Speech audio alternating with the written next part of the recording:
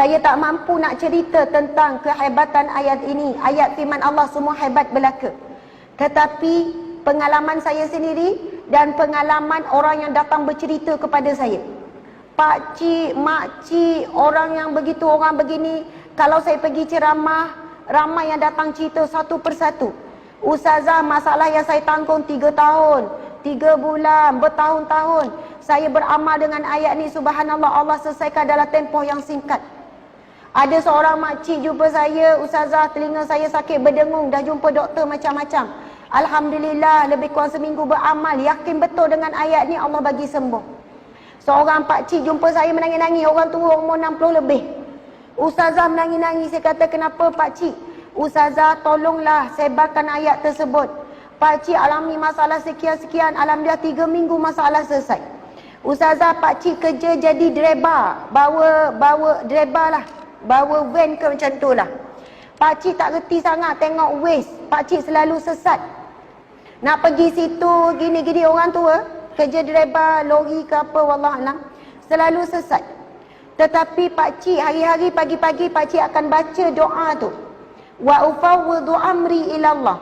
Daku menyerahkan urusanku kepada Allah. Innallaha basirun bil ibad. Sesungguhnya Allah Maha melihat keadaan hamba-Nya.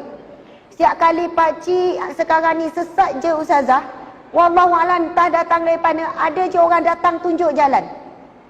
Pakcik berhenti tepi jalan, adalah motor. Pakcik nak pergi mana, nak pergi sini, amai saya tunjuk. Pakcik ikut je.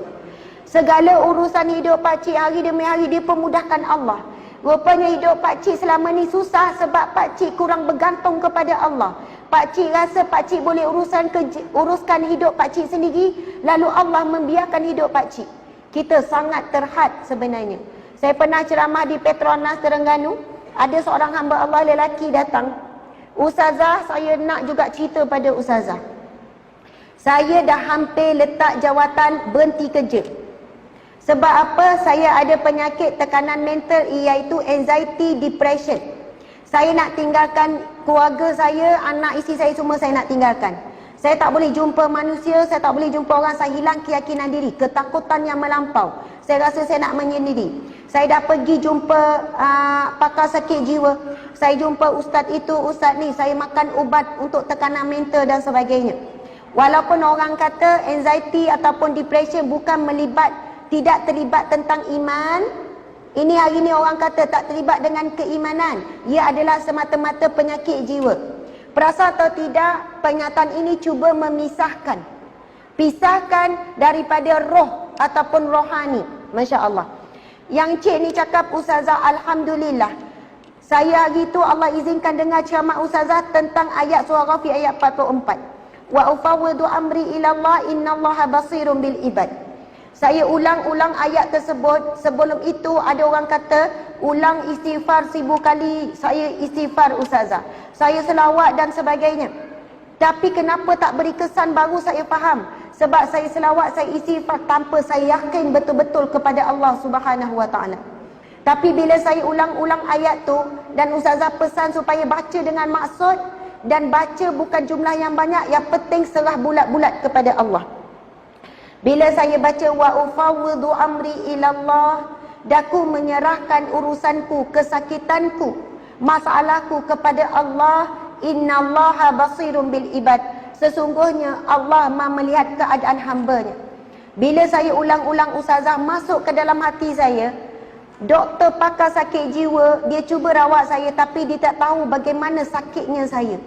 Saya terangkan, dia memang faham, tetapi dia tak boleh rasa apa saya rasa. Isteri saya menangis tengok saya sakit, tetapi isteri saya tak faham bagaimana saya sakit. Tak tahu nak cerita bagaimana perasaan saya. Tapi bila saya sebut innallaha basirun bil ibad, sesungguhnya Allah Maha melihat keadaan hamba-Nya, ketika itu saya boleh rasakan Allah sangat memahami saya.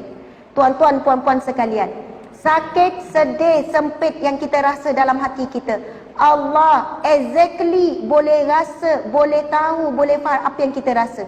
Sebab rasa itu sendiri juga adalah makhluk Allah Subhanahu Wa Taala, yang Allah berikan sifat rasa itu dalam diri kita.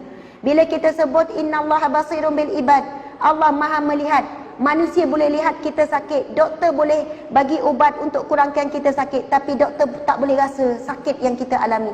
Tapi Allah betul-betul boleh rasa. Allah betul-betul maha mengetahui. Bukan Allah rasa, tapi Allah mengetahui bagaimana sakit kita. Jadi ayat itu sebenarnya ia membantu kita tawakal penuh kepada Allah Subhanahu Wa Taala. Di sana ulama menyebutkan selama mana seorang hamba berdoa dengan yakin kepada Allah, tak ada ragu-ragu sedikit pun, selama itu doa pasti akan dimakbulkan oleh Allah Subhanahu Wa Taala. Masalah kita hari ini, contoh kita berdoa, ya Allah, berilah hidayah kepada suamiku agar dia pergi solat berjemaah 5 waktu di masjid.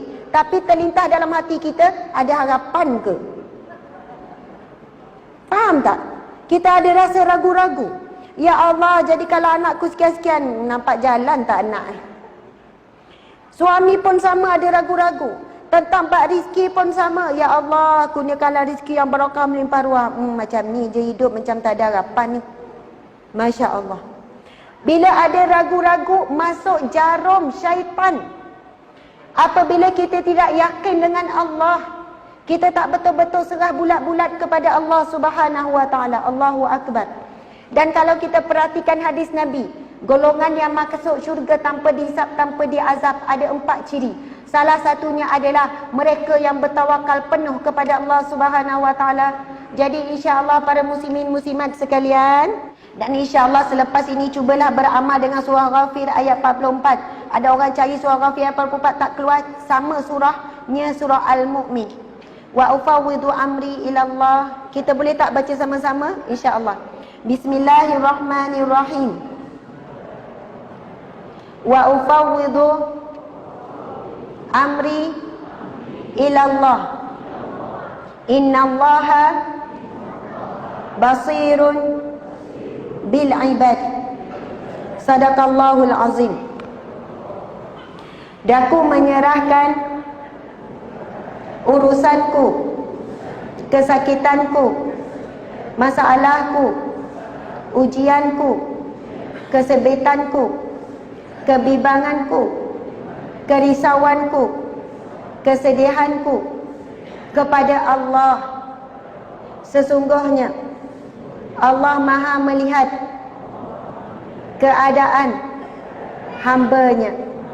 Amin ya rabbal alamin. Sadaqallahul azim. Subhanallah.